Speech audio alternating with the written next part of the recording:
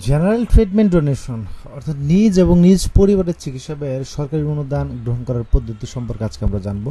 বাংলাদেশ কর্মচারী কল্যাণ বোর্ড হতে বিভিন্ন সংস্থা, বোর্ড এবং সরকারি প্রতিষ্ঠানের কর্মকর্তা কর্মচারীগণ তাদের যে চিকিৎসা বাবদ ব্যয় হয়েছে সেটির বিল ভাউচার, খরচাদি এবং বিভিন্ন ডকুমেন্ট যুক্ত করে আবেদন করলে দেখা যাচ্ছে যে একটি অনুদান পাওয়া যায়। এই অনুদানটি আসলে এমনি এমনি দেয় না।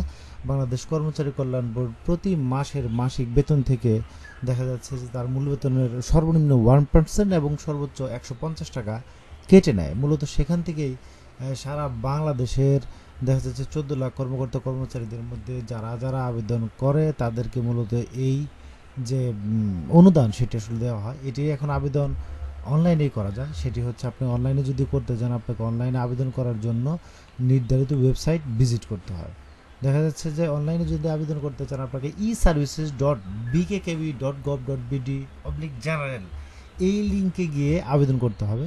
আবেদন করার ক্ষেত্রে আপনাকে মনে রাখতে হবে যে আবেদন করার সাথে সাথে বা খুব দ্রুত আপনি টাকা পেয়ে যাবেন, ব্যাপারটি এরকম নয়। এটি প্রায় 22 কর্মদিবসের মতো সময় লাগে। যারা ঢাকায় আছে তারা কিন্তু বাংলাদেশ কর্মচারী কল্যাণ বোর্ডের যে পরিচালক সেখানে 3য় তলায় বসেন, সেখানে আবেদন করতে পারেন। আমরা জানি যে এটি সেগুনবাগিচায় অবস্থিত।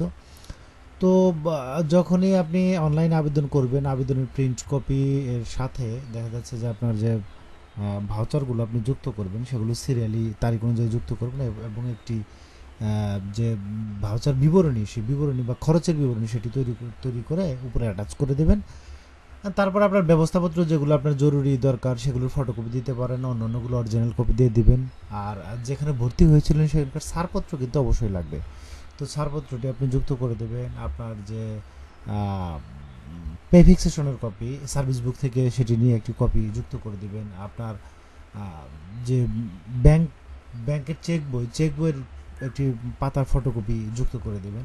এই সমস্ত কাগজপত্র অবশ্যই আপনাকে দিতে হবে। দিয়ে আপনি অনলাইন প্রিন্ট কপি, দপ্তর প্রদানের সিল স্বাক্ষর সহ ফরওয়ার্ডিং সহ আপনার কাগজপত্র যুক্ত করে সেটি হার্ড কপি কিন্তু বাংলাদেশ কর্মচারী কল্যাণ বোর্ডে পাঠিয়ে দিতে হবে। হার্ড কপি পাওয়ার পরই কেবল ডায়েরি নম্বর বসবে অনলাইনে। তো এখানে কত টাকা পাওয়া যায়? সর্বোচ্চ আপনার 40,000 টাকা পর্যন্ত নিজ এবং পরিবারের সদস্যদের সাধারণ চিকিৎসার জন্য অনুদান পাওয়া যায়। এখানে কিন্তু শুধু সরকারি প্রতিষ্ঠান না, তালিকাভুক্ত স্বশাসিত প্রতিষ্ঠানও যুক্ত আছে। যারা মূলত চাঁদা দেয় তারা যুক্ত আছে। এবং এই যে কাগজপত্রগুলো, এই কাগজপত্রগুলো কিন্তু যেগুলো পাঠাবেন সেগুলো সত্যায়িত হতে হবে এবং 2 বছরের মধ্যে চিকিৎসা নিয়েছেন এমন কাগজপত্র পাঠাতে হবে। মনে রাখবেন আপনার স্বাক্ষরটি যেন ফর্মে থাকে এবং খরচের বিবরণীতে থাকে। তো কর্মচারী অবসর গ্রহণ করেছেন এমন কর্মচারীর তথ্যও কিন্তু প্রেরণ করা যায় অনলাইনে, তারাও করতে পারবে। সেক্ষেত্রে তাদের বয়স 75 বছর পূর্ণ হওয়া পর্যন্ত।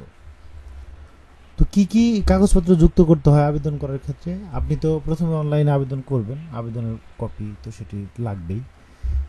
আর হচ্ছে ডাক্তারি ব্যবস্থাপত্র যেগুলো সেগুলো সত্যায়িত হতে হবে। অফিস প্রদান হলেও চলবে অথবা সংশ্লিষ্ট অফিসের দায়িত্বপ্রাপ্ত কর্মকর্তা হলেও চলবে। ব্যবস্থাপত্র যেগুলো আছে সেগুলো অনুযায়ী যে ওষুধ ক্রয় করেছেন সেগুলো ভাউচারের মূল কপি, সেগুলো ফটোকপি দিলে হবে না। ক্লিনিক বা হাসপাতালে ভর্তি হয়ে থাকলে ক্লিনিক বা হাসপাতালের ছাড়পত্রটি লাগবে, মূল ছাড়পত্র, ফটোকপি দিলে হবে না। আর ভাই বোন বা পিতামাতার খরচের বিবরণী যদি যুক্ত করেন, ভাউচারগুলো যদি যুক্ত করেন তাহলে নির্ভরশীলতার প্রত্যয়নপত্র লাগবে। তো খরচের বিবরণী সেখানে কিন্তু আপনার স্বাক্ষর লাগবে বলে দিয়েছে। এর আগে জাতীয় বেতন স্কেলের যে ভেরিফিকেশন নম্বর সহ ফিক্সেশন কপি সেটিও আপনাকে প্রেরণ করতে হবে। আর এই ফর্মের পিছনে আপনি কোথায় পাঠাবেন সেটি কিন্তু বিস্তারিত উল্লেখ আছে, সেভাবে আপনি অবশ্যই প্রেরণ করবেন। এই হচ্ছে কথা। তারপরেও যদি এই ধরনের আবেদন করতে, অনলাইনে আবেদন করতে আপনি কোনো রকমের সমস্যার সম্মুখীন হন, আপনি প্রথমে যে সমস্যাটির সম্মুখীন হতে পারেন, আপনাকে কিন্তু এই ওয়েবসাইটে একটি প্রোফাইল তৈরি করতে হবে। প্রোফাইলে ছবি দিতে হবে, প্রোফাইলে অন্যান্য ইনফরমেশন খুব সুন্দরভাবে দেওয়ার পরে তারপর আবেদন অপশনে ক্লিক করবেন। তারপরেও যদি আপনার কোনো প্রশ্ন থাকে ভিডিও কমেন্ট সেকশনে কমেন্ট করুন, উত্তর দেওয়ার চেষ্টা করব। ধন্যবাদ।